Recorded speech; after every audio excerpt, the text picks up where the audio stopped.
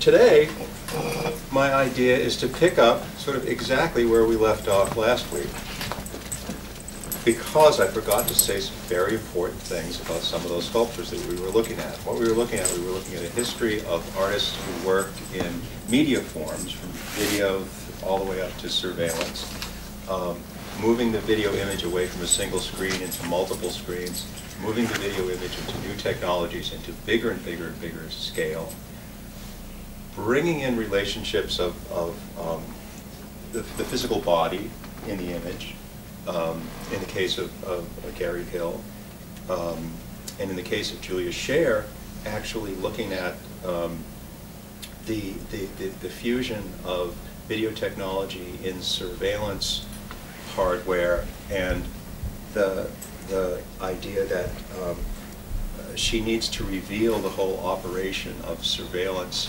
technologies so that we understand our place in them and ask the question, what are they looking for? What do they want to know? What is its function? And I forgot to say one of the most important things about the works that we were looking at is that one thing that the artists all have in common is there was this great effort to break away from what artists saw as the tyranny of the frame, the single frame, the adoption of other practices in the visual art that were sort of structural, painting, photography, and bringing those, and film particularly, and bringing that into the video image. But the artists were of such a revolutionary nature and had such a calling in media, working with time, illumination, but also, what did I talk about, the three aspects of them that were fundamentally important in the work was the fact that they were technical, the fact that they were structural, and the fact that they were philosophical, and each of those concerns came together in the works that we were looking at. And today, we're going to take a little departure from that and go into moving image media. On YouTube, of all places, you can almost find anything in YouTube. Look at some other artistic practices of getting away from the frame, breaking out of the frame of media, breaking into a larger framework of concerns, and then go from that we're going to break into museums and art organizations. We're sort of going to take a look at, we're going to break them apart, we're going to kind of look at some of the foundational programs invented by artists that led to the creation of museums and contemporary art spaces and arts organizations that we know today. Sort of look at what we have in Maine, sort of look at what we might need in Maine. We're going to break them open a little bit, but we're going to look at their birthmarks, and then I'll end by telling a story about how I actually had to break out of a museum once. I, as a living person, was trapped inside a museum, and I had to get out. Which is, of course, the stuff of comedy, situation comedy and stuff like this, but when it happens, it's not so funny. So, in artists' interest in explaining Julia Scher exposing the apparatus of surveillance, or in Anthony Pake's case, developing the language of television so that he had control of the electronic image and actually inventing synthesizers and machinery to actually control and animate the image as he saw fit in media. I'm going to start today with an installation by two artists, Kit Galloway and Sherry Rabinovitz, who in 1980 created a piece called Hole in Space. And Hole in Space preceded pretty much everything we know today. In 1980, there were no cell phones. In 1980, we knew about satellites. We knew about satellite media, because that had been, the principle of satellite communication was introduced after the Kennedy assassination by Lyndon Johnson, President Lyndon Johnson, when he spoke to Queen Elizabeth for the first time via telephone communication for a satellite. The first model for a satellite, incidentally, was the moon, and there still exists some like World War II technology over in Northern Europe that actually still communicates with the moon, still bouncing signals to the moon. There's an artist in Scotland who found them, and she's actually writing music and sending the music to the moon, and then the moon is sending the music back, and she's discovered that it's full of all these spaces and all these sort of inconsistencies that she didn't write in the music, but it's coming back, like technically and temporally altered somewhat from how she sent it up. that's just nuts, but I really love it. And she's showing that work for the first time next year in Sydney, Australia, in a show called Marking Time. Put it on your calendars, buy your ticket now. It's going to open March 2012. The piece I'm showing today also has to do with satellites.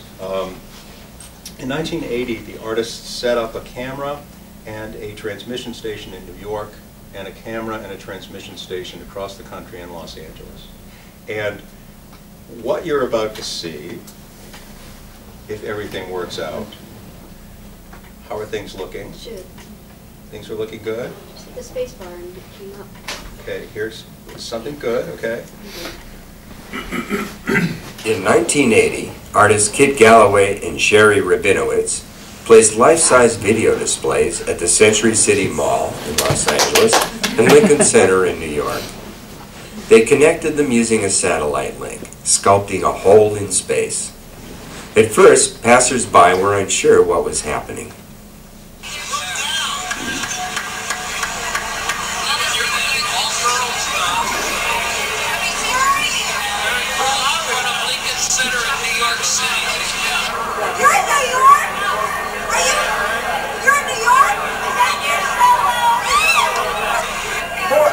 Talking to? Are they actors? They look like young people in a show. They're just people like you and me. My God, it looks like chorus line having a little lunch break. They just walked by someplace and like they're just talking. They saw this side. How did you get here? They're probably Just walked.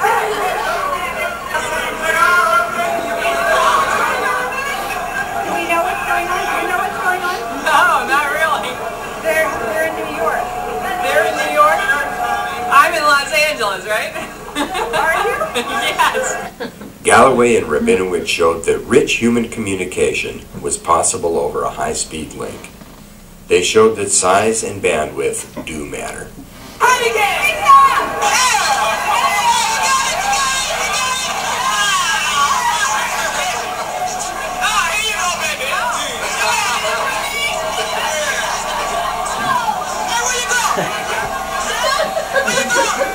I said, where you going?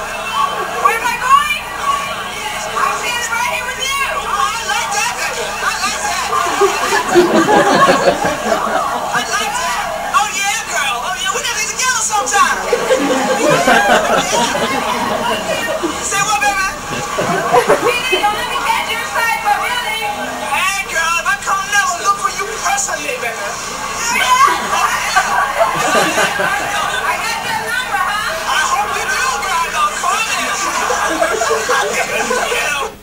The experiment ran for 2 hours on 3 successive days. TV coverage after the second day led to plan meetings, and they saw that size and bandwidth communicate emotion. at Lincoln Center. I'm going to have the story tonight of interactive art, satellite sculpture, East Coast meets West Coast via live TV. Tell your friends. It'll be up again tomorrow night. Century City in Los Angeles, Lincoln Center here in New York. New York time will be 8 to 10 p.m. at Lincoln Center.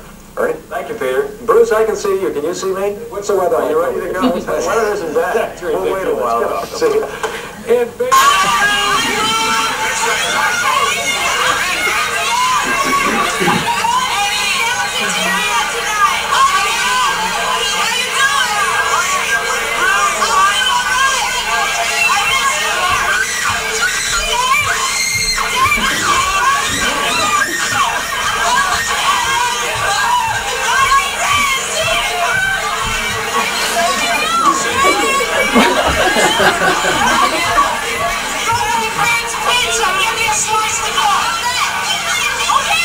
But who can afford the 15 to 45 megabits per second bandwidth to convey such emotion?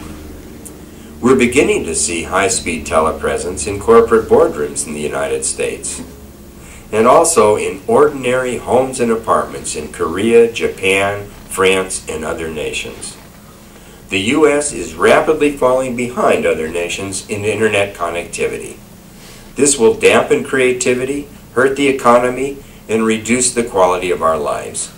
Do we want a few holes in space or a few million? We have a new Congress now, And in 2 years, we'll have a new Federal Communication Commission. Things can be changed. To learn more, listen to this speech by FCC Commissioner Michael J. Cobbs. Or watch Bill Moyer's PBS special on the net at risk. To get angry, read Bruce Kushnick's expose of the U.S. phone company's $200 billion in broken promises.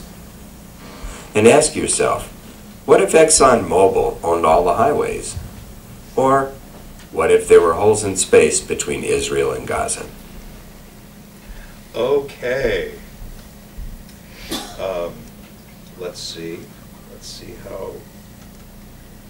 Oh, excellent. This is all going to work out. Now, that's sort of a very old document of that groundbreaking piece that Kit and Sherry made so many years ago, and they came out of all the artist collectives in the 70s and later in the 1980s, like Paper Tiger Television, and all groups of artists like Top Value Television, TV that did just remarkable things, like and the unauthorized documentary of the Republican Convention, I think in 1973, was that, whenever that was in Chicago. But it was amazing, creative activist projects, creating another voice and envisioning a possibility for mass communication media, and how data, how the collection of data can become such a vital form of documentary, portraiture, time-based art, and things. And you saw in Hole in Space, when it was up for 3 days, you saw some of the images when it was up for 3 days, because people started actually to use it. As the woman who saw her mother, you know, people started to meet in front of it and have conversations across the country. This was it's a time with our you know, 4S Apple iPhones that it's very hard for us to imagine that a time existed before all this. But artists have envisioned these possibilities in media for the longest time, making the most exquisite history of experimentations that then led to greater and greater and greater application in the industry, in our communication tools. The next artist I'm going to show is another that we took a look at last week. Jim Campbell, you'll remember him. The field of LEDs were right there at the edge of perception, so that you actually saw images because he transferred film to data circuits. And I did mention that Jim last week, I did mention that he holds a number of patents actually in Silicon Valley, working for different companies, working for different countries as well, engineering communication devices, the operation of communication devices. In 1980, artists Kit Galloway and Sherry Rabinowitz. No. You have to stop. And then I have to pull down Jim Campbell. This will be silent. And I should say, too, that if you remember the moving image pieces of Namjoon Paik, 4 years after Sherry and Kit did this piece for Satellite, Namjoon Paik organized for the 1984 New Year's Eve celebration a project called Good Morning George Orwell. And he linked together, it's a great moment, he linked together all of the television stations around the globe that had artist residencies and experimental television programs, like WNET in New York, GBH in Boston, KQED in San Francisco, Channel 4 in England, ZKM in Germany, and staged performances, events, what used to be known as happenings in Namjoon Paik's day. And for the full New Year's Day, as it hit midnight in all the locations around the Earth, there was an ongoing celebration of projects. It's quite an extraordinary thing. And now, speaking of data, how is it that artists can so beautifully translate data into projects? This is a project by Jim Campbell called Exploded Light. It started maybe 10 years ago, and he's still working on it, still composing these. And remember the very fixed matrix of LEDs in his earlier work, this is a freestanding construction of independently suspended light bulbs. Only they're not real light bulbs. He took the light bulbs apart and he put white LED units into the light bulbs and then put them back together again. So they look like 19th century, or rather 20th century light bulbs, only they're outfitted with LEDs. So they hang as just dots in space. But when you look up into it, of course, what you see is a film that he shot long, long ago in India of birds. But the reason, isn't that beautiful? The reason you see the birds, of course, is that the lights are set up against a dark background, a black painted background. And they're either on or off. And the illumination changes according to the digital program.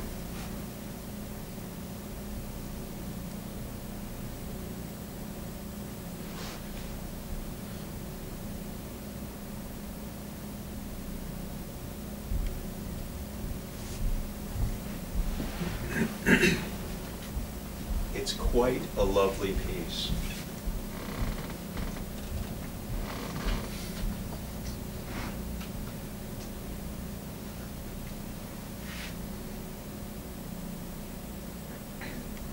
And a version of it is being installed right now in San Francisco. I think it's even opening tonight at the museum.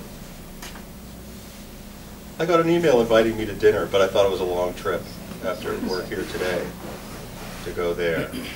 But I did want to see how it would look in such a large scaled environment. But he is truly now moving away from the flat plane, the tradition of painting, and even in the tradition of cinema, and he is coming, you know, boldly into a three-dimensional space.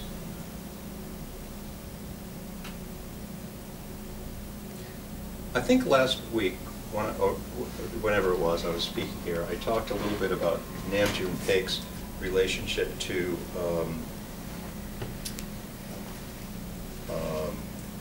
there's so much on the internet that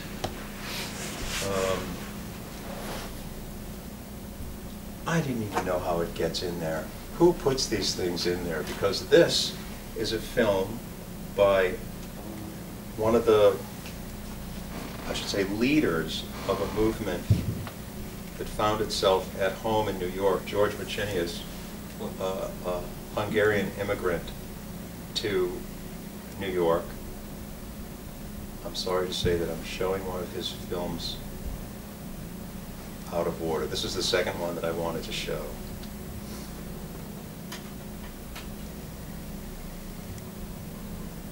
Did you see what that was? Well, we'll watch it. We'll watch it. We'll watch the one I wanted to show first. How's that? I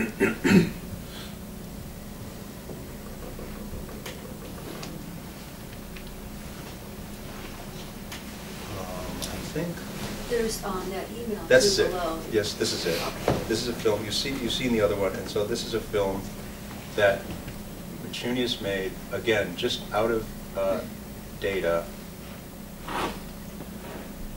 Yes. This is something called 1,000 frames. And it's exactly what it is. Now, you remember I showed the work of Tatsuo Miyajima, which was the counter line, the artist that took all of those LED counters out of machinery and got his hands on hundreds and thousands of them that were set into a line and all counted at different speeds and at different time sequences and intervals. There were send, there were receipts, this major landscape of time and of counting. This film by Machunias in 1960 is exactly what the title says. 1,000 frames. That was it. That's the length of 1,000 frames going through a film projector. And the earlier one that we took a look at if you remember that one, that's had criteria which was the length of the film, the length of the film itself. Want to watch it again? Or do you remember seeing it? Remember it said 10 feet, 5 feet, that sort of thing. It was the number and the configuration of exactly the material that you were looking at going through the frame.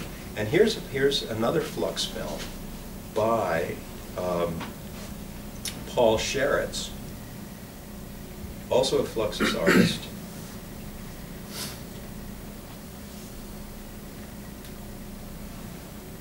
Which is rephotographing of a 1907 or 1902, whatever it's in the Sears catalog. I mentioned this to one of the students today, that for Fluxus, archaic instruments and archaic machines and even archaic forms of print media and font was very, very, very important to them, because they often drew from it to create their own contemporary art pieces. And Fluxus is actually one of the legs of sort of a three-legged stool that are terrific starting points for a discussion about our art museums and the history of our contemporary arts organizations, as starting from some really significant points of experimentation and departure by visual artists. And the one thing that these stools have in these legs of a stool have in common is that they were sort of the genesis of new thinking and reimagining art. Because Fluxus, of course, that basically one of their fundamental purposes was to look at art as an institution and figure out what can be done to break art away from commercialism, from commodities. This is still more flux film.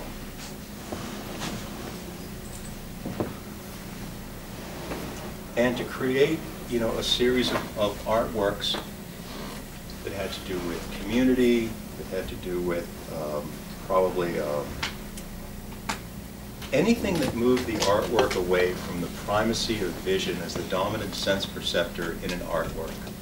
Fluxus moved things along to look at the body itself as an instrument in art-making practices.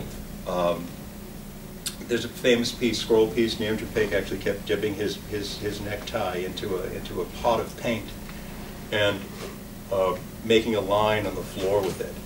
The Fluxus artists came from all over the world, and they found themselves all working in Lower Manhattan. And almost all the freedoms that we enjoy today as visual artists, as disciplines, as equal to sort of the primacy of vision, movement, illumination, earthworks. There's this absolutely beautiful poster that Fluxus made inviting people to help clean up the streets. And it's a photograph of the cobblestone, a top-down photograph of cobblestones in New York. Only the letters of the invitation are all around like garbage and litter that have to be swept up into the right order in order to read it. So each one of the graphics becomes a puzzle that has to be put together so that you understand what they're asking you to come and do. And basically it's to clean up garbage from their neighborhood. That neighborhood was also always full of, some of you probably won't remember these, but adding machines. Oh, when you get your receipt from your grocery store, that used to be garbage all over Manhattan. Those strips of numbers of things that people bought, just like your groceries. Well, the Fluxus people decided that all numbers and sequences should be translated into a musical score, and so so that sales receipts could be performed as music, as in a chorus. These are the types of things that Fluxus did. To finish a thought that I let drop, the freedoms that we enjoy today are actually suffered by a lot of the Fluxus artists in around 1965 to about 1970 because nudity was illegal, different types of performances and different kinds of burlesque and different kinds of their activities were seen as being unlawful. And it moved from Fluxus into something like the Living Theater that was doing, they did that piece called Paradise Now in New York, and that it fuses with rock and roll. Fluxus went to court over and over and over again, and those artists systematically won their trials, that we had the right to be naked, that our bodies could be used as an instrument in art making, that things could be done. And that time after time, there's this history of trials, and they win over and over again, and it's really quite spectacular. The other stools of my this principle about artists creating new opportunities or new programs in the early part of the century that then morph into the institutions that we know today are actually pretty simple to work back and to think about these events that happened earlier in the century. Specifically, the Armory Show of 1913, which everyone knows about, in an abandoned military, what was it, the 63rd Artillery Armory in New York, was the site of an exhibition of avant-garde and European works for the first time in America. The artists that put it together are kind of extraordinary in themselves. They're Walter Kuhn, Arthur B. Davies, and the ash can of the realist painter John Sloan.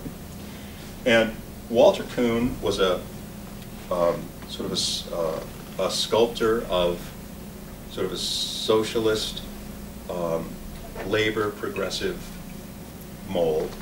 You don't see too many of his sculptures, but every now and then you'll go to a museum and you'll see one of these absolutely fantastically rendered figures of somebody that's burdened by work. It's just, there's a dialogue in his sculptures that are so nice about sort of the pursuit of freedom, but the oppression of work and of labor, and they're really quite lovely. And in the book that was published on the occasion of the 1913 Armory Show, Walter Kuhn wrote a fantastic essay, and its title is "To the Artist of the Future."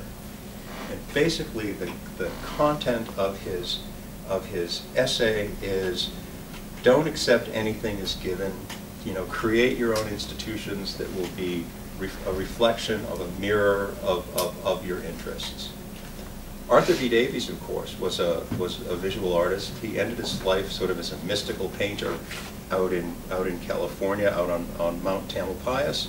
But in his day, he was closely aligned with all of the visionary choreographers of the time, and he had this really, really, really great theory. If you find any of his artworks, and incidentally, you'll find them. Oh, they're strange. He painted unicorns and ballerinas and groups of people and visionary landscapes. And Arthur B. Davies is maybe one of my favorite eccentric American artists, but he had this fantastic theory about representation, is that in order to depict the vitality and the excitement and the presence of a figure, you had to always depict the figure in what he called fully inflated.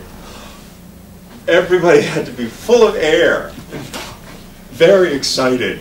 And when you find his pictures, they're just spectacular. But again, it's not like he ends his life making circus paintings, but he does end his life making these kind of visionary landscape pictures of the mist and the light of the West Coast. But together, these artists brought to America something that the press understood as the attack of the avant-garde on America.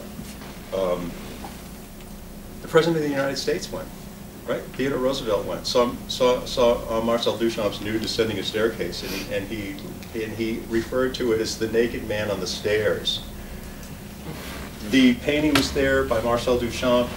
You know the Cubist painting, the rendering of the figure in sort of 3 dimensions from one perspective, which is like the key to Cubism, is that it's a flat picture, yes, but the artist would collect the graphic data of the artwork by walking around it and sort of rendering it in 2 dimensions as a 3-dimensional experience. So the nude descending a staircase struck a nerve, actually, with the press and with the people of America. And the show wasn't up but a few days before a cartoonist for the New York Times published something called Rude Descending a Staircase. And it was the masses and the crowds and everything in going down into the subway station, all rendered as a cubist painting. So here he struck a nerve because the artist and the Armory show touched on the experiences that all Americans were having in conversation with the advance of mechanization, with communication media. And this is in 1913. This is a year before World War I. And also on this leg of the stool is the European movement that comes right after World War I. So I guess the leg of my stool is between post-war, pre-war and post-war. That the Dada movement, which comes after World War I, after the shattering of borders and boundaries in Europe, there are artists from all countries who belong to no single country, but they have ideas. They have ideas about what constitutes a work of art after something so violent as World War I, where I mentioned this morning, this is the first time that people saw aerial bombardments, weapons, the destruction of their cities, the shifting of borders all over Europe. You might have thought you were from one country, but after the war you were from quite another. So all of these artists gathered in places like Zurich, where Hugo Ball ran the Café Voltaire, something we think of today as a performance art venue like the Kitchen. Hugo Ball actually said, art is not the end, but a means to create a perception of the times we live in. That was sort of his whole guiding principle, and everyone in Dada who collected in various cities of Europe, coming from no nation of origin, using materials that were spare and sparse.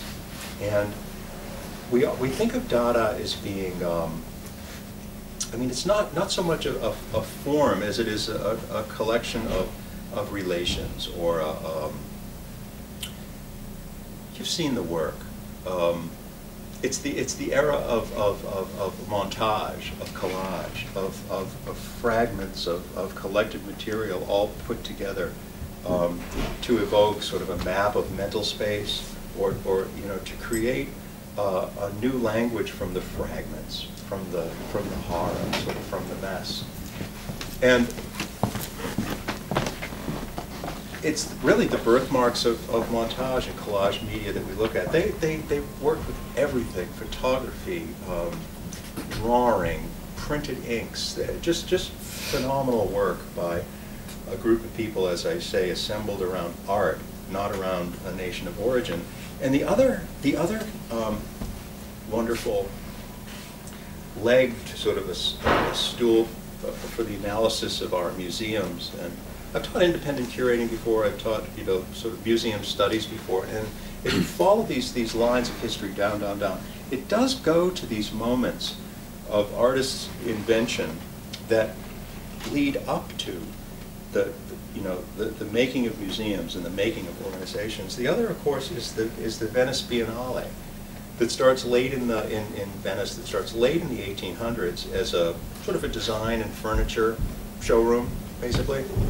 But by 1907, through methods and various means, it starts to become the place where new art from around the world is actually seen.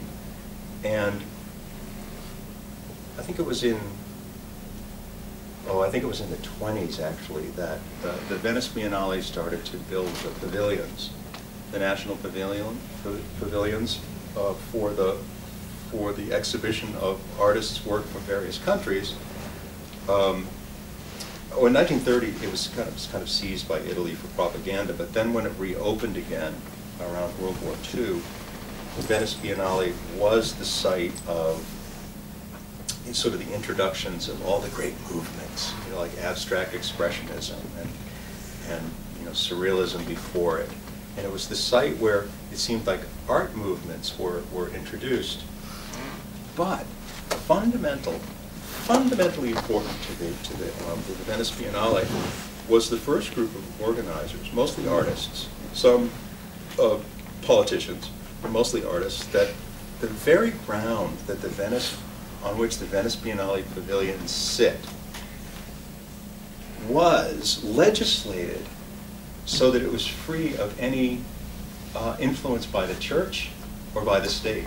Because they knew the Vatican, of course, was in Italy, so they would have control over content, or they would have say over content, or they would have great power to wield against artistic content that they found was questionable.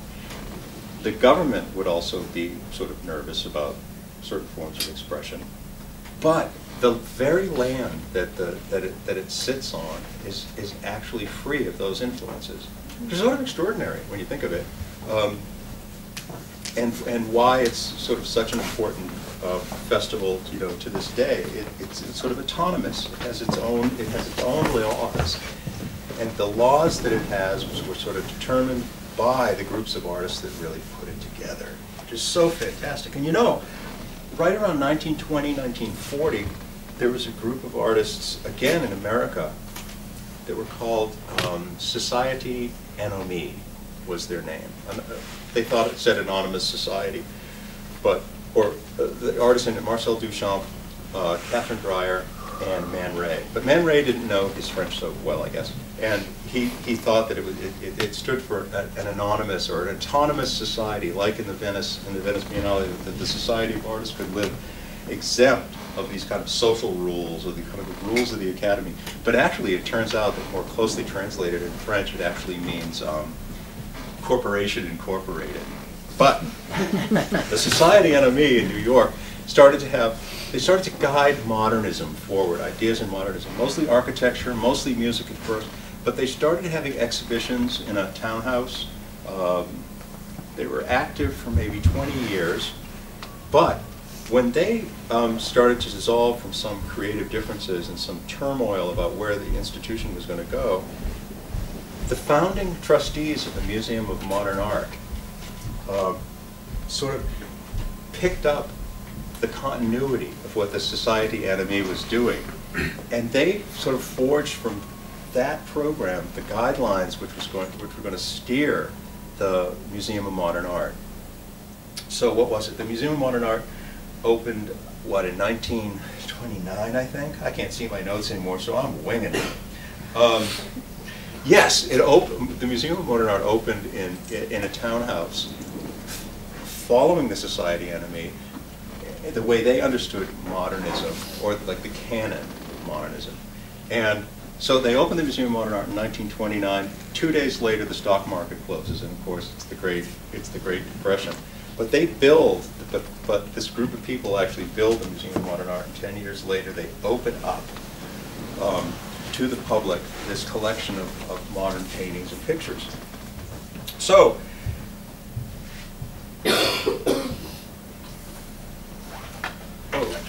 I don't have any, wait, I have to think about what I have. I have to think about what my next, I have to think for a moment. Well, just like last week, I'm going down. Time for some applesauce. Bob, that email you sent me with the order is just right. We pulled up. It's just right. Oh no, I only have one more. I actually only have one more thing to show. But in the organization of our museums, or what I say is breaking into museums a little bit, following sort of their histories all the way back, you do have these points of departure. I mean, not in terms of something like the Universal Museum, which is something like the British Museum, where if you're ever in London, it just sets you back dizzy, because the British Museum starts from one person's collection, but what it does is it reflects empire. It really reflects of its time. It started, what, 1763? And it has been growing and growing and growing ever since. And what it shows is the growth and the expansion of the British Empire and the countries conquered, and the artworks and the things of absolute beauty that were collected from the world as their empire expanded in this building in Kensington. So you walk in there at the Universal Museum, you see sort of everything. And as you know from a lot of museums now, there's repatriation all the time, where goods have come into museum through suspicious channels, and you will be reading this for the rest of our lives, that museums through litigation have to give things back, have to give things back to Iran, have to give things back to Turkey, because there's no provenance, there's no knowledge of how things came into the museums. So, like the British Museum, the chances that they were stolen is really pretty high, really. So you have that kind of museum history. So the universal museums aren't necessarily museums of great interest in terms of this talk, but the museums that are the modern museums that are in all of our cities, you could say that those museums follow the tradition to interpret, to contain, to collect, to provide what the Venice Biennale actually did in terms of identifying movements and putting art in their collection according to sort of safely consumable packets. We used to have a joke in San Francisco Museum of Modern Art that doesn't exactly follow the same modern canon as the museum in New York, but we used to often refer to it as the modernist project. And by putting things up for visitor for the visitor experience, we used to fight so hard against the behold and move along installation, of great modernist works of art. It's like, oh, here's your Rothko, here's your Pollock, behold and move along. We did try to put things in galleries and in places so that you could really see what the artist achieved, other than the work of art as a value, as a commodity, or as a commercial value to selling the museum experience to people. In our contemporary art centers, there's a whole other different project. The contemporary art centers that kind of come up out of Fluxus because they were making works of art that didn't fit into the old canon. So new institutions were made for experimental installations, to guide sort of the contemporary spirit together, free of too many classifying standards and practices. And so you could say that the contemporary museums actually, they analyze, they investigate, they present. It's a place for contemporary artists to work. And then what we have now, as a result of something like the Dada movement that comes out of the Armory show, is we have the experimental, arts organizations. The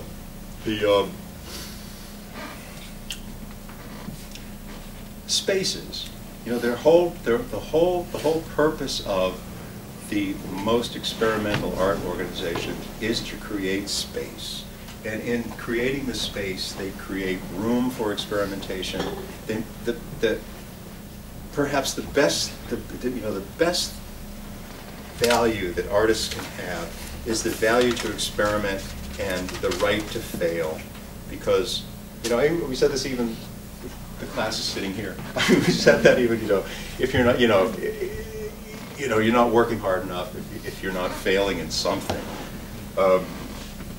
And then I think about, the times in which we are now living, knowing that the arts organizations that started at the time of wartime, a lot of historians, philosophers will say that the conditions of war created incredible stage for new ideas to emerge. Is that the artistic struggle is sometimes as great inside an individual as the cultural struggle is in actual, artillerized and weapons war. Is that there's a mental condition that makes it so that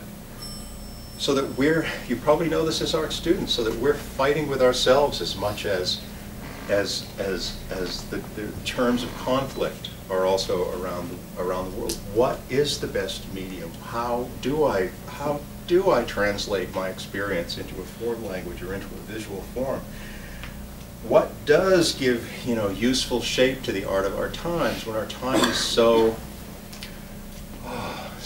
disjunctive, and gosh, we have all this communication media, we have all this turmoil, we have all these issues, and one of the biggest issues to ask is what kind of institution is there that can recognize this and support this condition, so that we have a place, you know, a place that artists can create and call our own, that really doesn't exist. You know, I'm new to Portland, and so I know that we have the Portland Museum of Art, which is, of course, one of the centers that collects, interprets, you know, analyzes for your consumption through the visitor experience what it's like to go to a museum. We have that. That's there. We have something like Space as an alternative gallery because, well, there's space is space, but when you go into Space, things are sort of very well commodified. It's connected to, you know, music, much the same way Fluxus is connected to music and new artistic enterprises, in a way. We have the ICA Mecca, but it's shifted through so many directors, it's hard to know what the ICA Mecca, how the ICA functions in all this. But I have to tell you something about very exciting that I've been working on. You know, next to City Hall, there is the Masonic Temple on Congress Street. The first floor has like a Red Claws shop, you know, but the rest of the building it has some nets on it so the limestone doesn't fall off and all this kind of stuff. Well, the Masonic Temple has created a Masonic Temple Foundation, and one of the programs proposed for the Masons Temple is something called Masons Block, and it could potentially be a project if, you know, the safety and security issues of the building can be brought up to code. And the fire department is completely behind it. And I'm sitting on a chair at the board for the Masons Block, or the Masons Foundation, and that building could actually have a cultural program in it that does not adapt the space into, you know, white cubes for the traditional presentation of visual artworks in the model of, you know, the Universal Museum or the modern white cube, but to invite artists in to make work or to make installations or projects in these exquisite rooms. They're quite ruined now. I mean, it's never leaked in the building, but the building itself has these just exquisite spaces. There's a 2,000 square foot theater on 2 floors of it, even the Scottish Rites Theater. But the building sits in Portland, and it is just one of the most exciting and dynamic buildings ever. But it's been in the property of the Masons since it was built in 1908.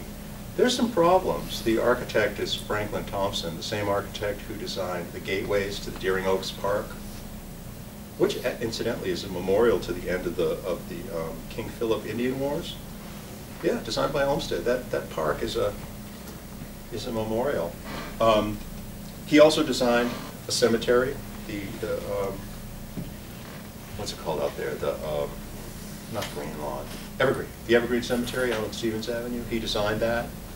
So the architect is a treasure to Portland, but the genesis of the artistic project, Masons Block, has to be in step with the conservation of the building. It has to be in step with the Masons' mission, which, in the history of the Masons, is an organization of builders and contractors and stonemasons and craftspeople who, being a Mason, makes it possible for you to build a building without interference from, guess what, just like the Venice Biennale, from the government or the church.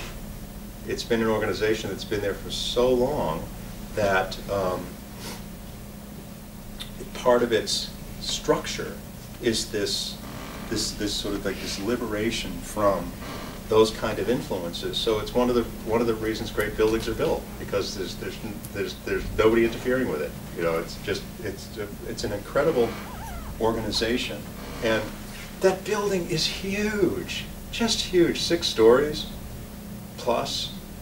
It's just an incredible thing. And if this can work, it would be sort of extraordinary to bring a contemporary program into Maine like that, where it would function almost like a port, you know, almost like Venice operated, and that new ideas could be, you know, shipped in. There could be an international exhibition of exchange in the building itself, as if the building were some kind of a port. Ideas could come. That's what we are thinking there. There's also the Mayo Street Arts, which I think is really great. That's in a decommissioned church, right, up on Munjoy Hill, which I always call Potrero Hill because I throw up San Francisco in my head. What else do we have? And when you think about these places, after what we've been discussing in terms of the origin of arts organizations that stem from really groundbreaking artistic ideas back in the early part of the century. Now that we're in this century, of course, we have the internet. We have data transforming into works of art at a rapid pace. What are we missing? That's the question, and that's when the lights are going to come on, and that's what we're going to talk about. But I want to show you one wonderful thing.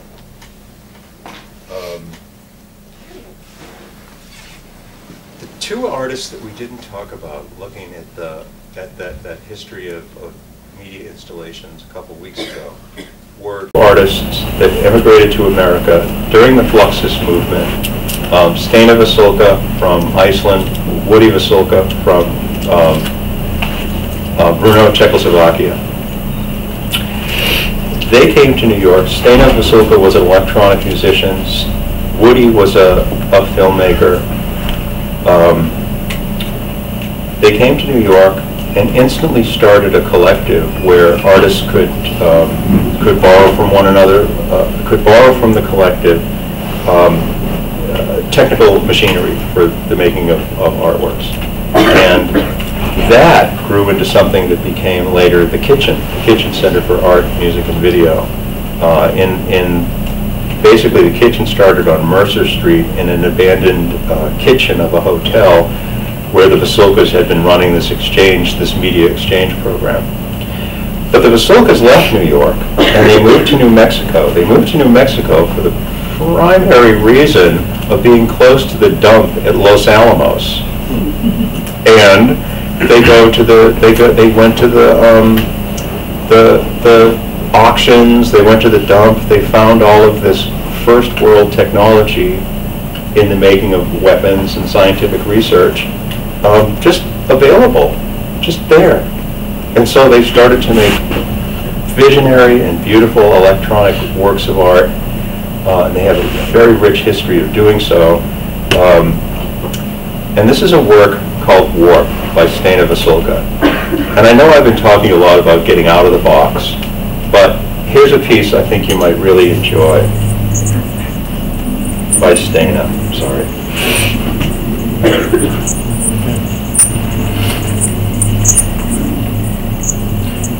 In their history of making work, they always enjoyed mixing the 2 sense perceptors of video. They enjoyed mixing them up. In other words, they enjoyed making visual images through the sound channel and sound through the visual channel. And this is one that Stena is just, I think, moving, but her image is being animated in physically impossible ways by the signal coming in through the digital program.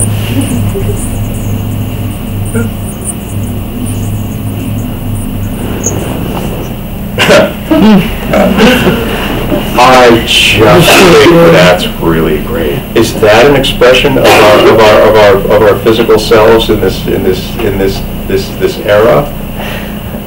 Well, geez, you know, you can find anything. You can find anything on this machine. Here's another starting data piece. Looks like it's a projection.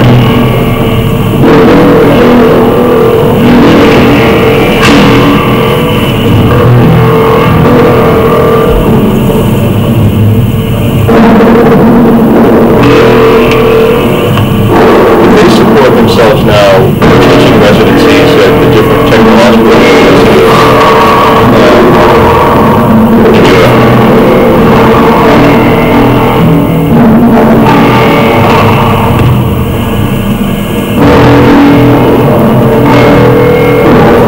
I don't know what it is. All I can tell you is that it was on YouTube.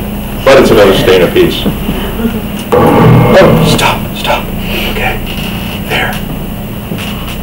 Let me take it down. Let me close things down. And let me ask you. Stop.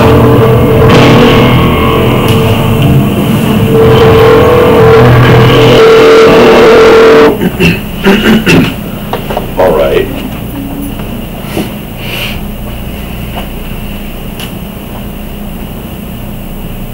There. It's now asleep. Can we have the lights? Thank you. Thank you.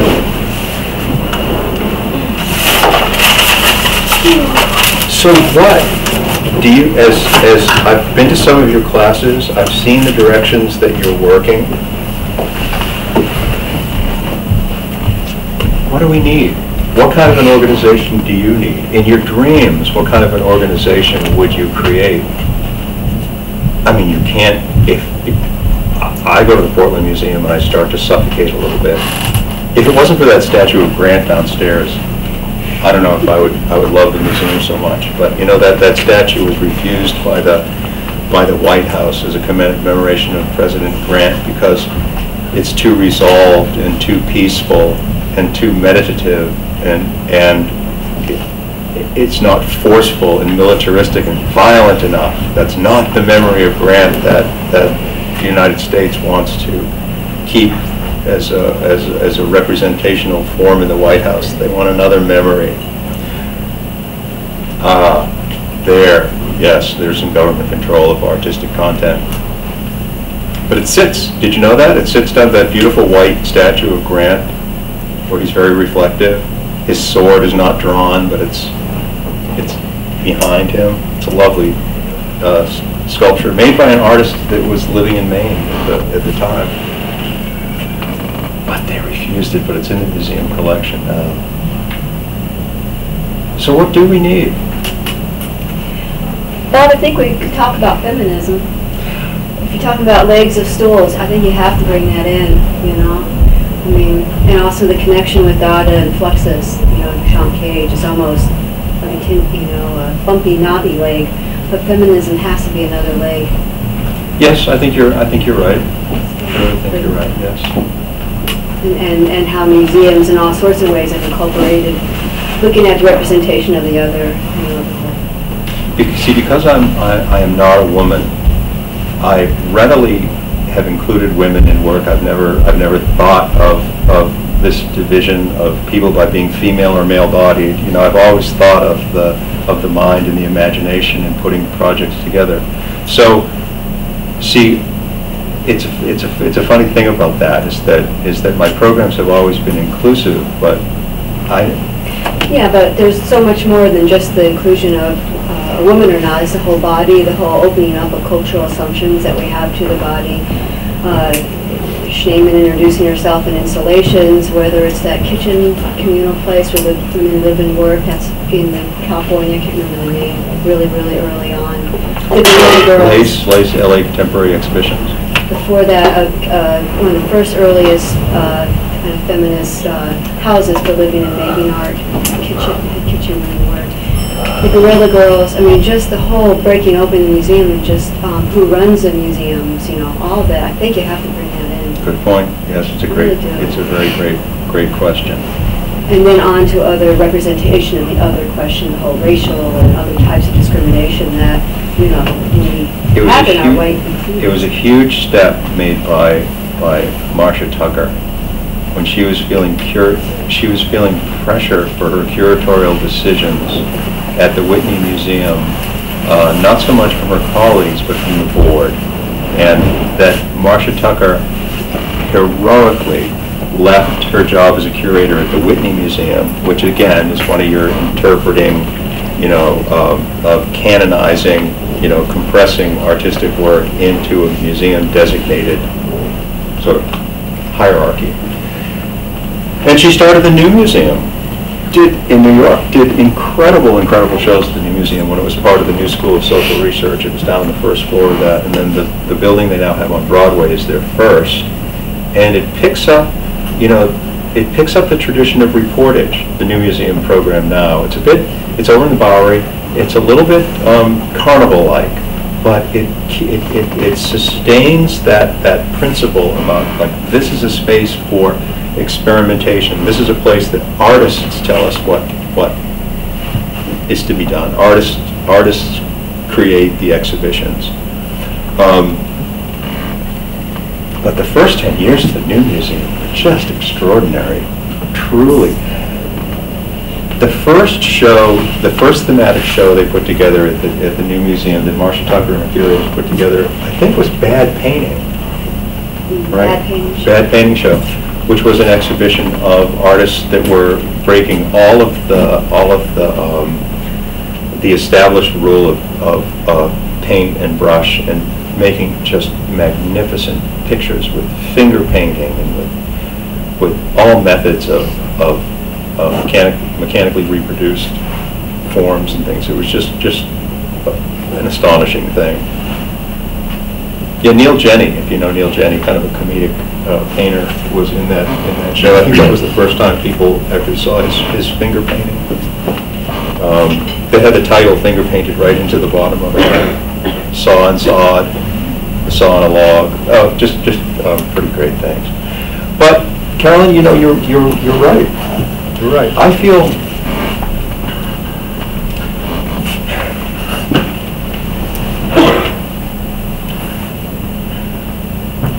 what?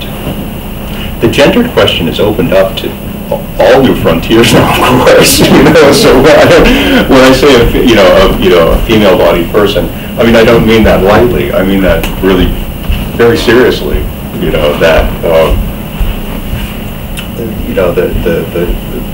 The question of gender and sexual associations are just why. And I don't think that Fluxus really dealt with that. There's almost like a juvenile kind of sense of fun, zen also, but they got pretty uncomfortable when you had like the Japanese woman, Zuboka, the Shigeko Kubota, paintbrush, vagina painting. Yeah, they really got uncomfortable with social issues, and even the very strong, excellent artists like Allison Knowles and Yoko Ono, I think they weren't the directors. But I mean, Makunis, he was like a misogynist. Well, when you have a democratic organization like that, it's actually hard to pick a leadership person. But Matunius it's true, he was a bit misogynist. He did not care for Carol E. Schneemann. It's like she's like the one official, unofficial Fluxus artist. She was just not all that much involved. But part of her practice came out of the transgressive pieces that were done, of course, and the scores and the scripts. And it's true. It's perhaps carried it further, her and others. Yeah, that form postmodernism. The performativity and the feminism, I think, are the hallmarks of postmodernism. We have a number of little stools and tables and tripods. Oh yeah, you can. We got a little into it then.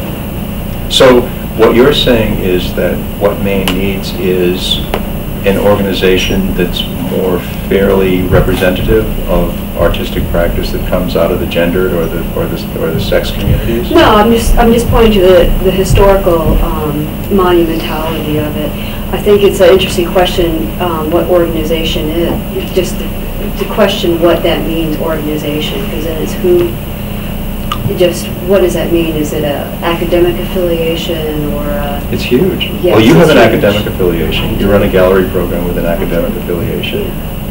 It's true.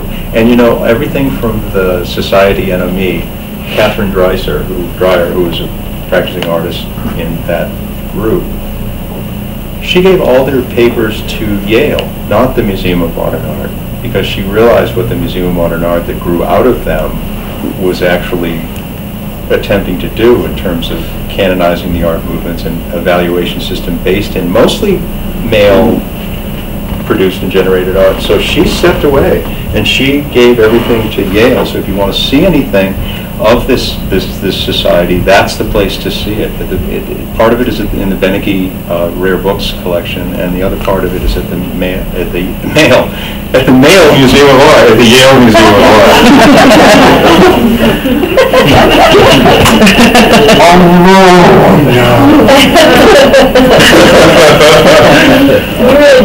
The interest too is just systems. You know, just I feel very much entrenched in the system here. I'm just telling you about Marketplace that we have to do all our finances on.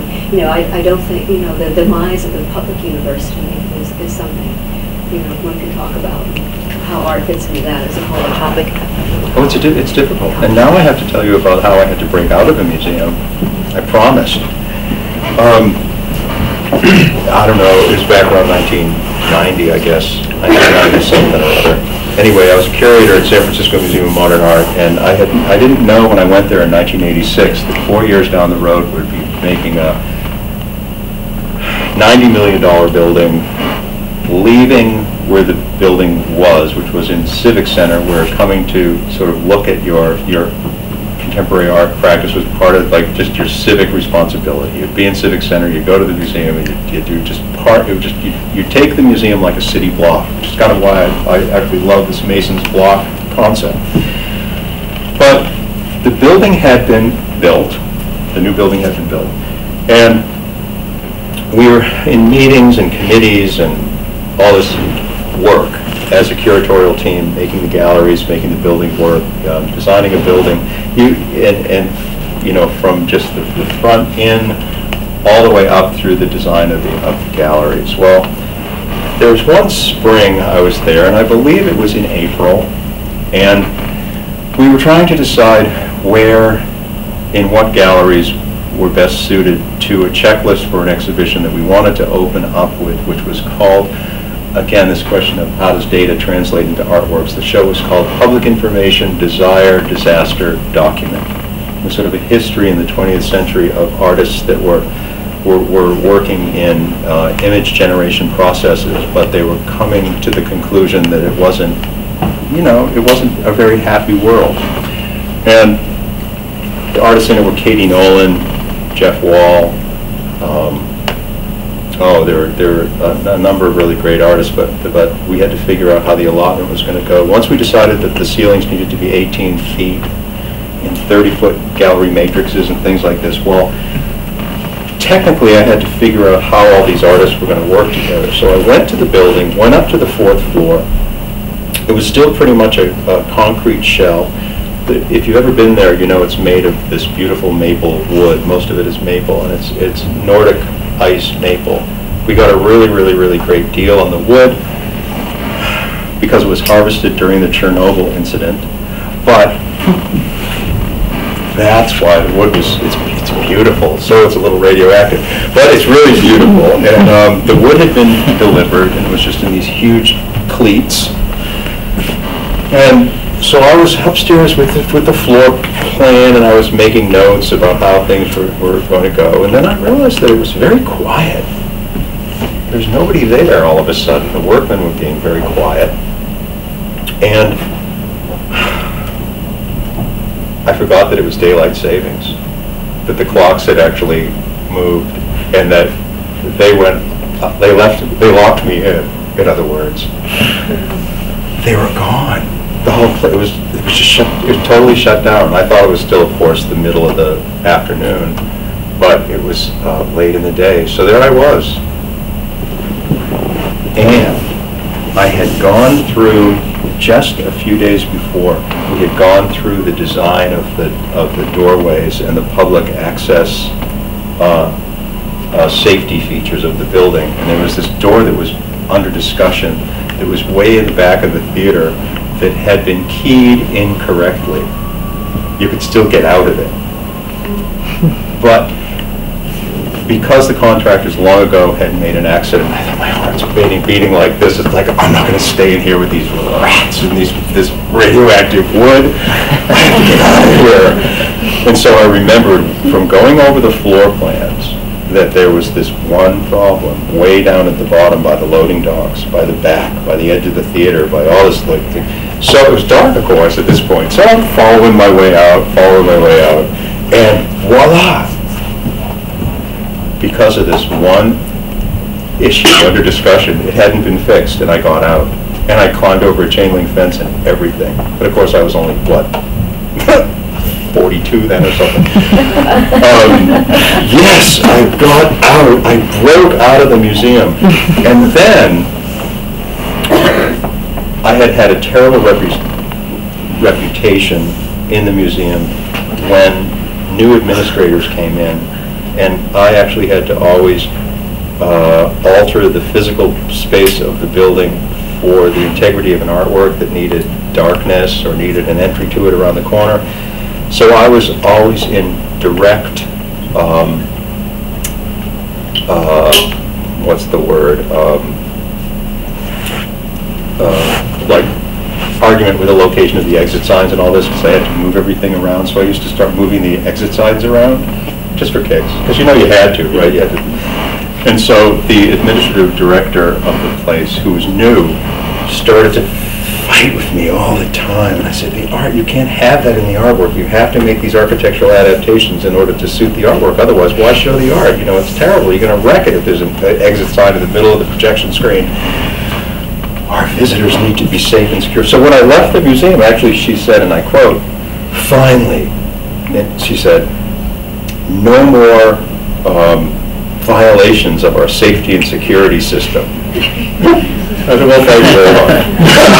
I can hardly wait till it is. But I think they've gotten over that somewhat. But it's deeply ironic that I actually got out of the building through a safety and security system error. And there I was. And we're very glad you did.